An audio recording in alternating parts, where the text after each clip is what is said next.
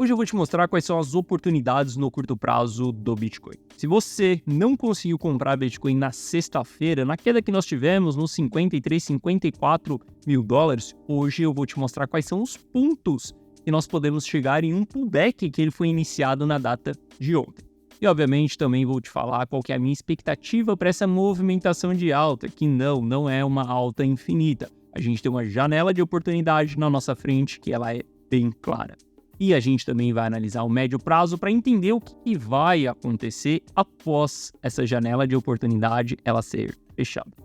Bom, Guitelis na área, e se você não for inscrito no canal, considere se inscrever, pois aqui eu trago um mega conteúdo todos os dias da semana, principalmente quando eu falo sobre análise on-chain. E caso esse conteúdo venha fazer sentido para você, deixa o seu like para dar aquela força pro canal e para mostrar que o conteúdo ele está sendo relevante, beleza? Bom, mas chega de papo, bora ver gráfico, que é o que nos interessa aí. Olha só, para a gente começar, vamos analisar aqui o que aconteceu entre essa região dos 64 mil dólares e o porquê que eu tomei uma decisão de entrada e o porquê que nós podemos buscar por um pullback para também tomar uma decisão de entrada. Primeiro ponto, quando a gente analisa as movimentações, as transferências, as saídas das carteiras que tem de 3 a 6 meses, nós costumamos ver que esse grupo de entidade, ele é um grupo que ele entra em panic sell durante as quedas. E sempre que a gente tem grandes movimentações desse grupo de entidade, principalmente se eles estiverem no prejuízo, a gente está dentro de uma região de formação de fundo no curto prazo. Bom, quando a gente olha para o que aconteceu aqui exatamente entre o final da semana passada, tá? E essa semana a gente está vendo grandes movimentações acontecendo dessas carteiras, desse grupo de entidade, ou seja, as pessoas que têm de 3 a 6 meses dentro do mercado cripto, e lembrando que essas pessoas elas entraram dentro do topo que nós estamos formando aqui, o nosso topo de distribuição, essas pessoas estão transferindo os seus bitcoins. E quando a gente olha para o custo dessas pessoas, a gente sabe que o custo delas hoje está em 64.300 e o preço se encontra em 57 mil. Então é uma transferência no prejuízo. Obviamente que a gente pode buscar dentro de um gráfico de Realized Loss para entender se realmente está tendo essa realização de prejuízo e houve essa realização de prejuízo acontecendo lá na sexta-feira. Ou seja, isso daqui é um ótimo sinal para mim dentro da análise on-chain para eu poder tomar uma decisão de compra. Altas realizações de prejuízo, ela mostra que a gente chegou em um final de uma movimentação no curto prazo. Essas grandes agulhadas que nós temos aqui. Agora, uma consistência na distribuição, na realização de prejuízo durante um longo período, isso é bem bearish para o médio prazo. Isso não é nem um pouco bullish. Por quê? Significa que o sentimento do investidor ele é negativo. E se esse investidor ele tiver muito supply na mão dele, ele tem uma pressão muito forte de vendas. Por isso que o mercado ele não consegue subir. Toda a recuperação que ele tem, a gente tem novas realizações. Ele cai, a gente tem panic sell, então a gente tem mais vendas acontecendo. Tudo isso faça com que a gente jogue o mercado para baixo. Tudo isso faça com que a gente entre dentro de uma tendência de baixa primária, que é o nosso caso nesse momento. Hoje nós estamos vivenciando um mini bear market. Estamos em uma tendência de baixa no médio e longo prazo. Se estamos em uma tendência de baixa no médio e no longo prazo, a gente sabe que todas as operações de curto prazo, elas devem ser curtas e ter um alvo muito claro. E eu vou te explicar isso através de dados, beleza? Bom, então entendendo isso daqui que aconteceu, tá? Que a gente teve uma alta realização de prejuízo, a gente sabe qual foi o grupo de entidades que realizou esse prejuízo ali, a gente também começa a olhar para os futuros. E quando a gente olha para o futuro, a gente vê que o fund rate ele estava negativo nesse período. Ele ainda está negativo. Quando o fund rate está negativo, significa que muitas pessoas abriram short. Mais pessoas abriram short do que abriram long. E quando você é estopado em uma ponta short, para você fechar essa ponta, você vai ter que comprar o ativo. Não só estopado, mas quando você vai fechar essa operação, você precisa comprar o ativo. Quando a gente faz isso daqui, muitas pessoas entrando na ponta short, nós estamos construindo uma liquidez artificial para o preço subir. Se muita gente está shortando, significa que a fechada de posição dessas pessoas vai ser uma compra. Muitas das vezes, quando essas pessoas elas são liquidadas, elas são obrigatoriamente fechando aquela posição. Isso faz com que a gente tenha o preço subindo artificialmente. Geralmente esses são aqueles candles que eles vai e volta logo em seguida, porque a gente não vai ter outros players comprando para manter essa liquidez subindo ali. Então, quando a gente vê o fund rate negativo, a gente sabe que temos liquidez para a gente continuar subindo. E veja que o fund rate ele ainda continua negativo, tá? Então, tem muitas pessoas apostando em short ainda, isso vai nos dar liquidez para a gente poder subir. Juntando essa análise que eu fiz dentro da análise on-chain junto com o price action, olha só, lembrem-se que antes de eu fazer a compra ali de R$1 milhão, eu comentei com vocês que a gente tinha um canal de baixa acontecendo no Bitcoin. E canais, eles sempre vão para a direção oposta do rompimento. Por que a gente vai para a direção oposta do rompimento? Porque canais, eles são fases de ou acumulação ou distribuição. Como que a gente sabe se é uma acumulação ou se ela é uma distribuição? Se o rompimento ele for para baixo, a gente está vivenciando uma acumulação. Se o rompimento ele for para cima, a gente está vivenciando uma distribuição. E por que ele vai para o sentido oposto?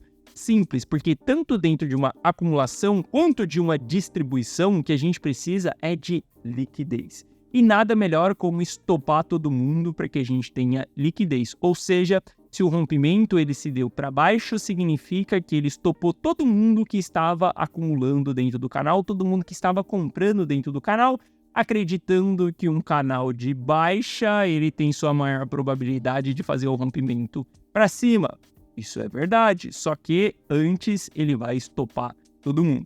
Bom, estopou todo mundo, a gente entrou dentro dessa região, a gente teve altas realizações de prejuízo acontecendo nesse momento. Simples, a gente teve sinais de entrada e eu entrei em uma posição aqui no 54, exatamente no 53.800. Não só eu, como todos os meus clientes da carteira Rumo ao Milhão, da comunidade on-chain, todo mundo entrou dentro dessa operação. Beleza, bacana, se você não conseguiu entrar dentro dessa operação, o que você deveria ter feito ao longo desse período foi ter chupado o dedo, porque essa movimentação ela não era sua, você simplesmente tinha que esperar essa movimentação acontecer. Não dá para você comprar aqui em um período de alta, nós estamos falando de uma movimentação, uma operação de curto prazo. Bom, na data de ontem a gente bateu um topo duplo dentro de um gráfico interdiário, gráfico de 1 hora. Com divergência dentro do RSI. Aqui foi o primeiro sinal que nós tínhamos que iríamos entregar um pullback. Bom, a gente está entregando um pullback aí, a gente já deu uma retração até 0,382 de Fibonacci. E aqui a gente tem alvos para que a gente possa entrar dentro desse pullback. Ele vai ser exatamente uma retração dessa movimentação de alta que nós tivemos. Ou seja, se você vê o Bitcoin aí entre 55.800 e 55.300, saiba que aqui, se a gente tiver um candle de reversão, e aguarde o candle de reversão com aumento de volume, a gente vai ter sinais para ir buscar a próxima pernada, que para mim, essa pernada, ela não vai passar de $60 mil, por exemplo. Acredito que a gente vai ter muita dificuldade para passar dos $60 mil, inclusive, se a gente olhar para o book de ofertas, a gente vai ver que o book ele está bem travado nos $60 mil. Além do book estar bem travado nos $60 mil, olha só onde que a gente tem ordens de compra dentro do book de ofertas, nos 55 mil. Lembrando, 55 mil é exatamente essa zona aqui de região aonde nós temos a retração de Fibonacci, ou seja, big players estão olhando para essa região dos 55 mil. Significa que eles vão comprar nos 55 mil? Não significa que eles vão comprar, porque isso daqui não é uma agressão ao book, e sim uma intenção ao book. Chegando dentro dessa região, a gente vai entender se eles compraram ou não. Então, olha só, de maneira clara, simples e objetiva. Aqui nós tivemos um sinal de reversão no curto prazo. Ótimo, quem entrou aqui está bem posicionado e tem bastante espaço para caso essa reversão ela não aconteça. Quem não conseguiu entrar, vai buscar por uma entrada nos 55 mil dólares e não aqui em cima em formação de topo, por exemplo. Fez entrada nos 55 mil dólares, a gente espera a próxima pernada acontecer. Quem não entrar dentro dessa região vai simplesmente ficar chupando o dedo na próxima movimentação. Além disso, além da gente analisar isso dentro do Price Action, mais uma vez nós estamos formando um canal lateral aqui. Lembre-se que a direção do rompimento do canal, ele vai nos mostrar que o mercado ele vai para o sentido oposto. Esse canal é super curto ainda, não dá para confirmar que a gente realmente tem um canal aqui, tá? A gente precisaria de mais um toque aqui em cima para a gente confirmar que nós estamos tendo um canal. Afinal de contas, eu estou olhando para um gráfico de 1 hora, tá? Lembre-se que esse canal aqui que eu mostrei para você, o rompimento, ele durou muito mais tempo, ali a gente tinha muito mais confirmações de que realmente estávamos vivenciando um canal. Isso é o que eu estou olhando para o Bitcoin no curto prazo.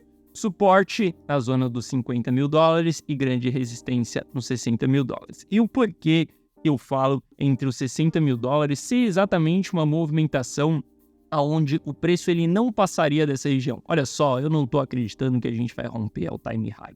Eu não estou contando que a gente vai ver Bitcoin em 80, 90, $100.000 nos próximos meses. Não.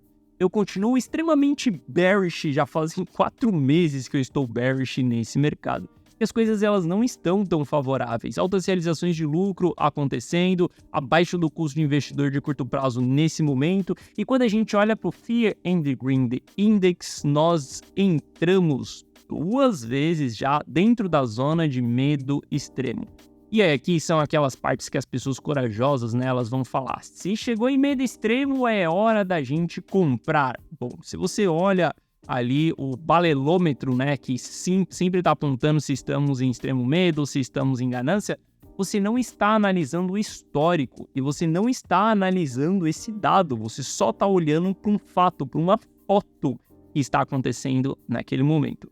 Sim, quando nós estamos em extremo medo, geralmente a gente está em uma região de fundo, mas quando a gente analisa o histórico do mercado, entenda que durante bull markets a gente não deve vir na zona de extremo medo, e sim ir na zona de extrema ganância.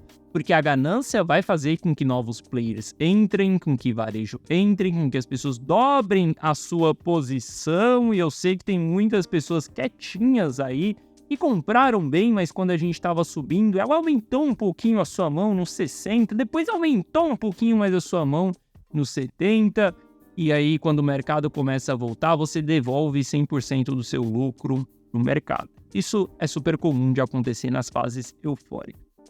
Agora eu quero que você veja aqui no histórico do Fear and Greed Index que a gente só volta em regiões de extremo medo quando o mercado está em períodos de bear market, seja bear markets mini ou seja bear markets profundo.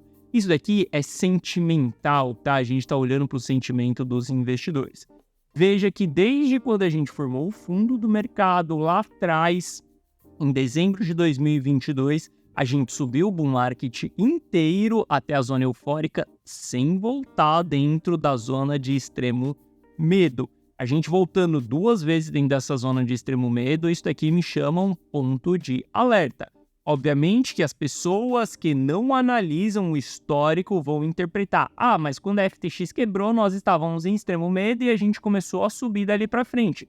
Sim, você tem razão. Mas quando nós estamos também em uma reversão de tendência primária, a gente vai lá no extremo medo e a gente vai ficar visitando esse extremo medo durante um longo período, tá? Eu não acredito que a gente está num bear market profundo, eu acredito que a gente está em um mini bear market igual foi 2019. Veja 2019, a gente vai na zona eufórica, a gente volta em extremo medo, o mercado volta a subir e aí ele fica batendo extremo medo, extremo medo, extremo medo, extremo medo, até todo mundo capitular. Quando a gente tem a capitulação, a gente sai do extremo medo e a gente começa a buscar euforia, euforia, euforia, euforia, beleza? Bom, não só olhando para o Fear and Greed Index, mas como olhando para as realizações de lucro / prejuízo aqui, a gente consegue ver que através de altas realizações de prejuízo, as pessoas estão com medo. As pessoas não estão seguras nesse momento. Isso é péssimo para o sentimento do investidor. Olha só, por que o mercado ele sobe tanto e de uma maneira exponencial quando estamos na fase eufórica? É simples, porque ninguém quer vender naquele momento. Você tende a colocar mais dinheiro para dentro, outras pessoas estão entrando e você tem um sentimento de ganância. Durante essa ganância, você não quer vender, se desfazer por jeito nenhum dos seus ativos, porque cada vez mais você está olhando para cima. Beleza, subiu para 50, você quer 60, subiu para 60, você quer 70, subiu para 80. E se hoje você quer os $100.000, no dia que a gente chegar nos $100.000, você vai querer os 110. É simples. Essa é a psicologia humana. Então, para o mercado subir, as pessoas elas precisam estar gananciosas. Se as pessoas estão com medo, isso é um grande problema, porque o mercado ele fica apontando para baixo. Porque saiba que em qualquer respiro você tende a sair, em qualquer queda você tende a panicar. É fácil você segurar uma posição durante 1 mês, 2, 3, 6, começou a ficar difícil, 12, a parada ficou bem negativa. Pensa só, você há 12 meses vendo seu patrimônio desvalorizar.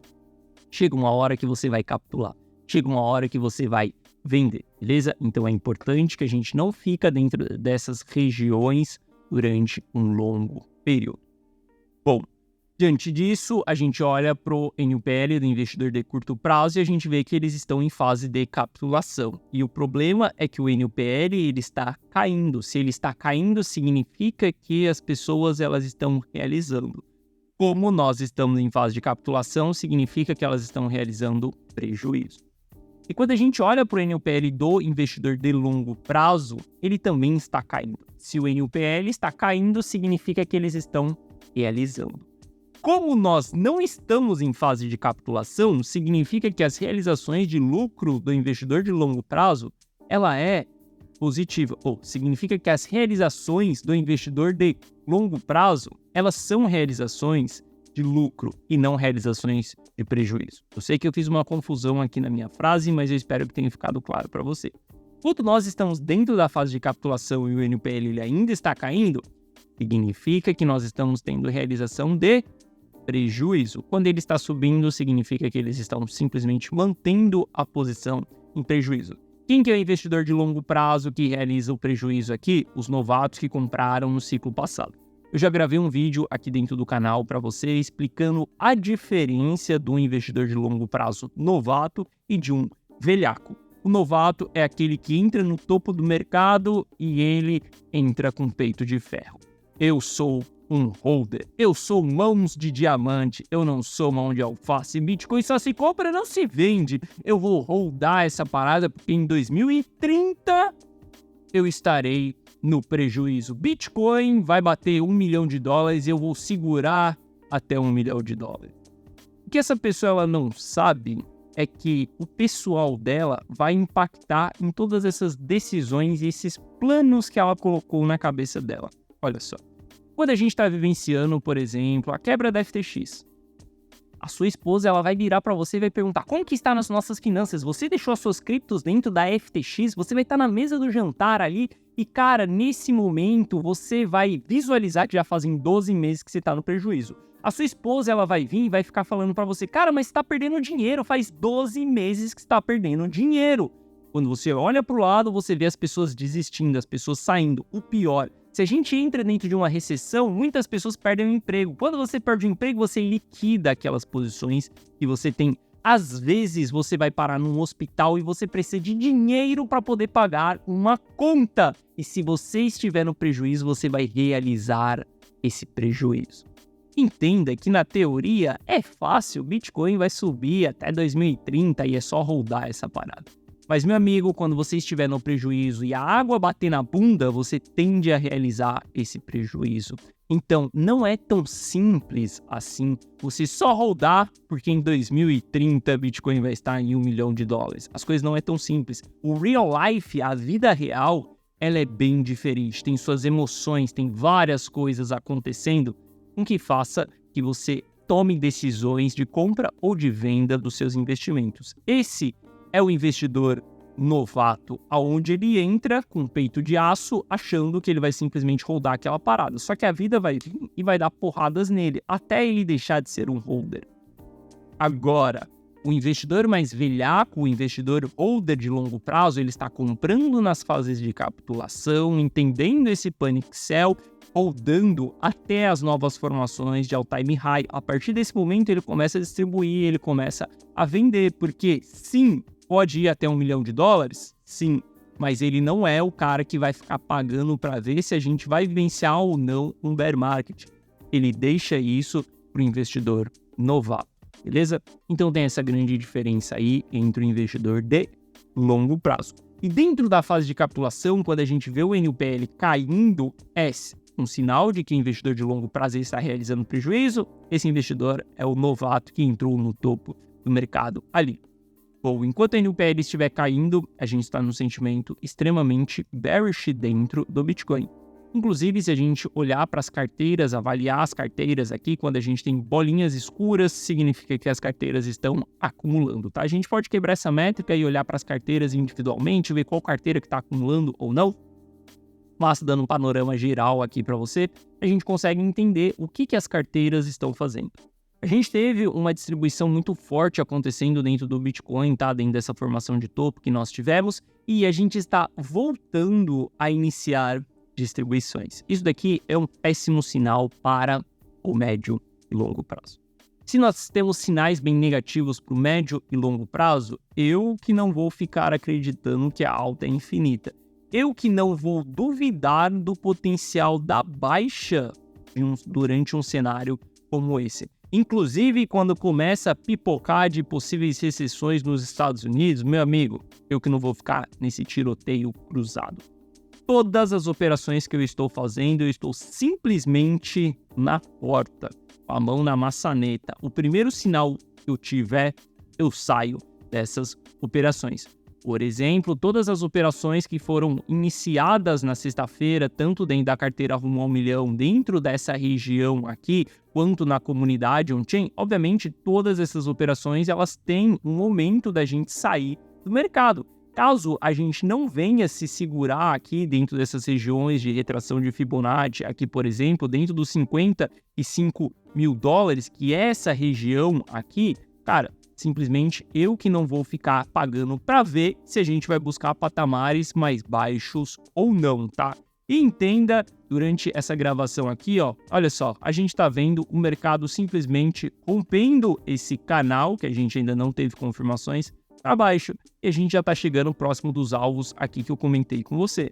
Simplesmente olhe para essas regiões buscando uma oportunidade de compra. Agora que a gente começa a ter um alto volume de vendas ali, por exemplo, aqui é o momento da gente começar a procurar por regiões de compra. Olhar para candles de reversão, olhar para o book de ofertas, entender o que vai ser feito do book de ofertas para que a gente possa tomar a nossa decisão de entrada dentro do pullback que está acontecendo. Olha só, a gente já está cravando aqui, ó, dentro de 0,5 de Fibonacci. Se a gente está cravando dentro de 0,5 de Fibonacci, dentro dessa região, a gente vai olhar se vai ter um candle de reversão ou não. Se tiver, ótimo, a gente tem sinal de entrada. Agora, se não tiver um candle de reversão, simplesmente a gente vai varar essa região e não tem entrada. Quando a gente fala sobre operações dentro do mercado financeiro, você só precisa ser estratégico, frio e seguir o seu plano. Nada mais. Não existe emoções dentro do mercado financeiro. Se você for levado pelas suas emoções, sinto muito, mas não é o mercado financeiro que vai te levar à sua liberdade financeira. Para você chegar na sua liberdade financeira, você precisa ser frio e pragmático. Aqui é binário, ou é compra ou é venda. É simples, não tem aquilo que nós achamos. Simplesmente dados e é isso. Bom, essa foi a nossa análise de hoje. Se você gostou, deixa o seu like. Se você não é inscrito no canal, considere se inscrever. Um forte abraço e eu vejo você de volta aqui no canal amanhã. Valeu!